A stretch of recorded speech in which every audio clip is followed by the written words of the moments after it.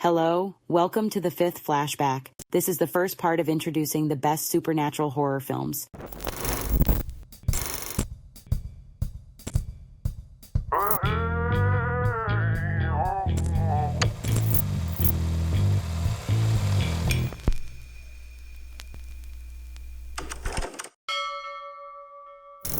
Smile follows a therapist named Rose who, during her last moments of her shift at a clinic, conducts an examination of a college student traumatized after witnessing her professor's suicide. The girl is haunted by the smile her professor gave her moments before taking his own life.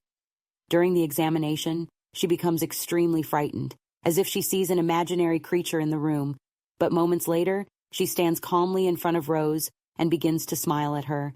It's a smile that seems to bring about strange and terrifying events for anyone who witnesses it. The film is directed by Parker Finn. He hasn't made a second film yet, as he is currently busy working on a sequel, expected to be released in 2024. Sosie Bacon stars in this film. The runtime is 1 hour and 55 minutes, and it can be classified as psychological horror. Not only this film, but all the films on this list that I am introducing are not suitable for family viewing, especially with children, so please be cautious.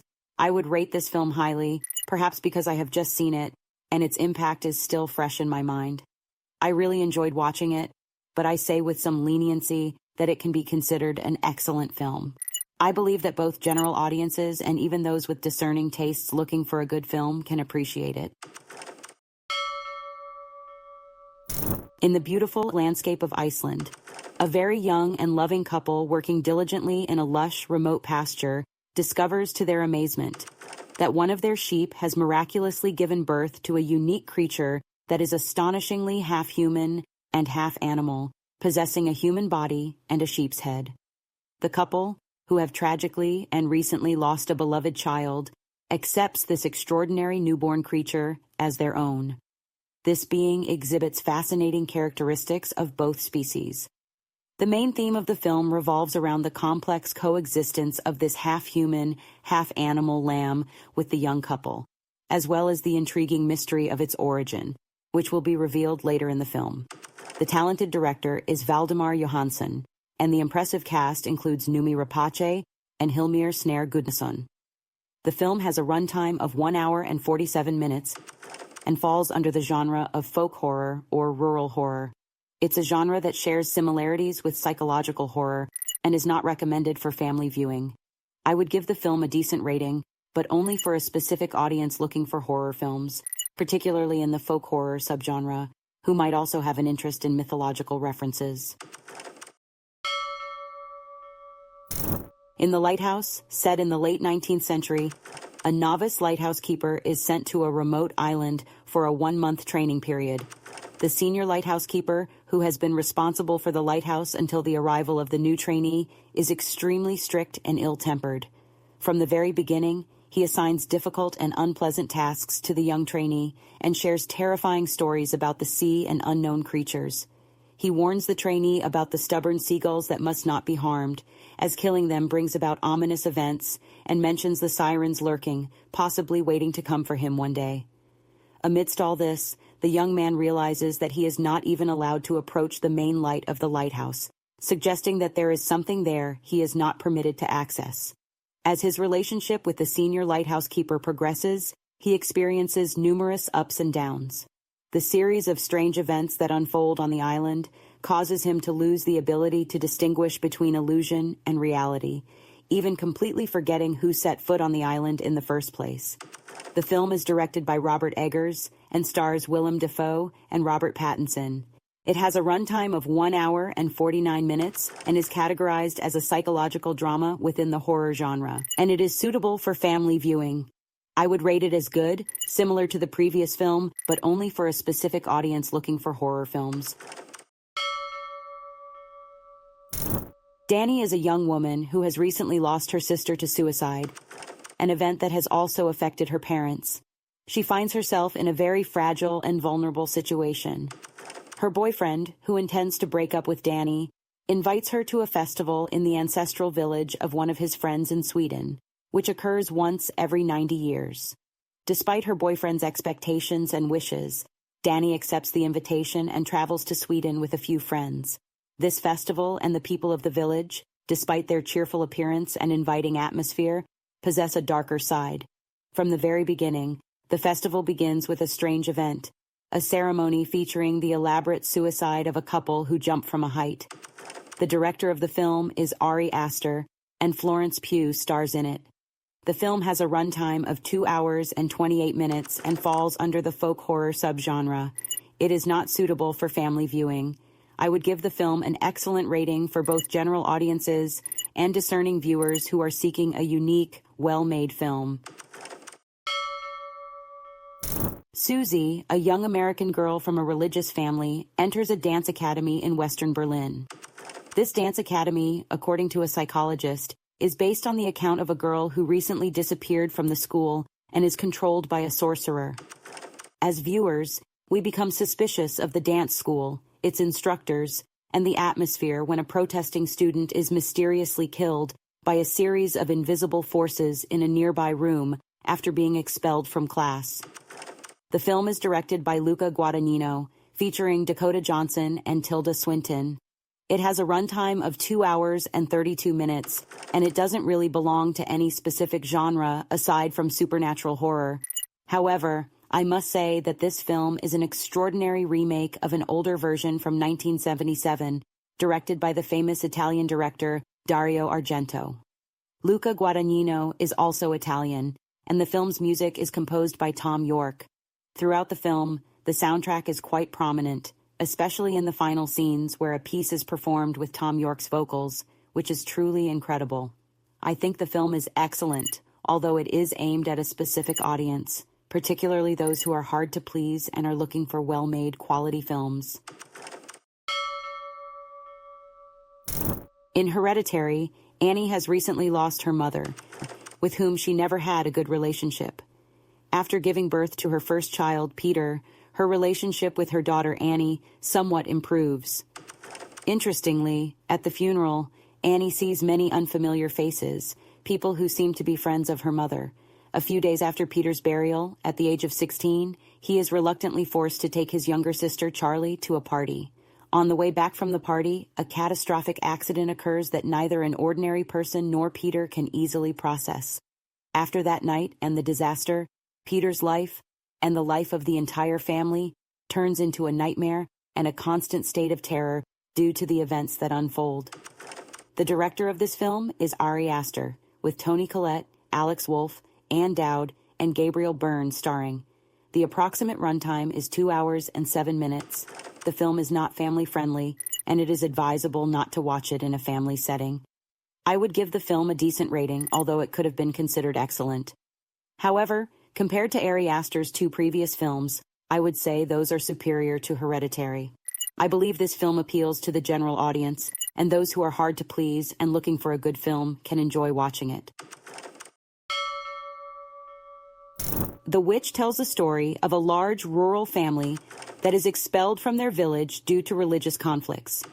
After some time, as they begin their new life on a farm next to the forest, the family's 5th child is born. One day, when the newborn is entrusted to Thomasin, the eldest daughter, the baby mysteriously vanishes. Following this event, the mother blames Thomasin for every misfortune that befalls them, even speaking to the little twins as if they were in league with her. They come to consider their older sister a witch. However, as viewers, we sense that the true source of these events, the ominous force behind them, lies somewhere deep in the forest. The film is directed by Robert Eggers, the same director as The Lighthouse, and stars Anya Taylor-Joy and Kate Dickie. It falls under the genre of folk horror, and it is best experienced in a more intimate setting. In my opinion, this film is average but worth watching at least once. It has its merits and may appeal to casual viewers who are likely to enjoy it. The villagers of a rural community appear to lead a calm and secure life.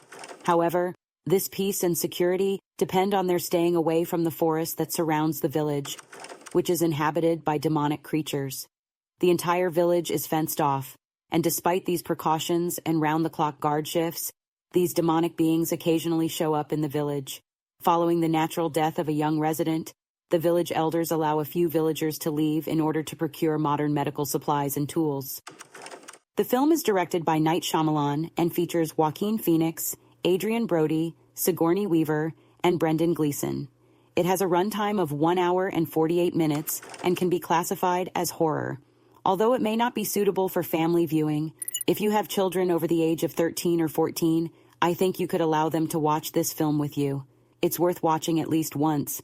The film's ending is significant, and I believe it appeals to the general public as well as genre fans. The story follows a team of American researchers stationed at a research base in Antarctica. After encountering another research base, previously belonging to Norway, that has now been destroyed, they come across the excavated remains of a 100,000-year-old spacecraft. The interaction of this American team with the remnants of the other research base and the spacecraft leads to the introduction of an unknown type of parasite that can enter the body of any living creature, grow there, feed on it, and transform that body into a new entity, one that does not have a friendly relationship with its host's body and form. The film is directed by John Carpenter and stars Kurt Russell. Its score, composed by Ennio Morricone, is relatively unique, and the runtime is 1 hour and 49 minutes. It belongs to the science fiction horror genre. As with the previous films, it is not suitable for children. Now, in 2024, I can say that this film is considered ordinary, especially the special effects and the dolls and models made for the monsters, which honestly seem laughable today. That said, the film may have a specific audience, those who have never seen any films by John Carpenter and have only heard his name. Wicker Man tells the story of a young girl who has disappeared on a remote island. The plot revolves around a letter received by the police from an anonymous sender, prompting a sergeant to be dispatched to the island to uncover the truth. From the very beginning, the group is surprised by the strange behavior of the villagers. One devout Christian among them is astonished to learn that the people of this island are pagans. The remarkable customs of the island seem less like rigid traditions and more like those of a specific cult or organized religion. The rituals they perform are systematic, and the more the group investigates, the more they become convinced that something is amiss with the island's inhabitants.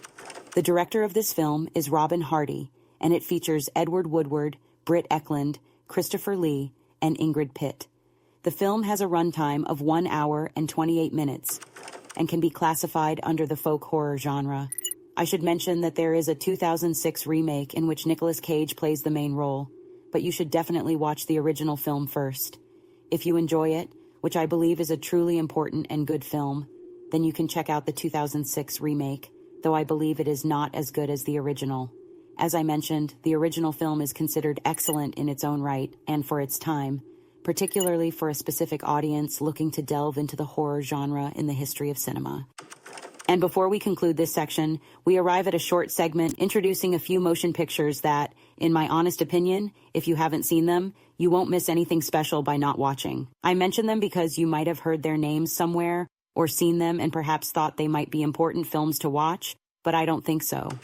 The first of these films is Hellbender, released in 2021, which you can check out if you've seen all the horror movies and have nothing left to watch. Then there's Annabelle, which was made in 3 parts during the years 240, 270, and 2999. Again, it's a trilogy that I think has been talked about much more than its actual value.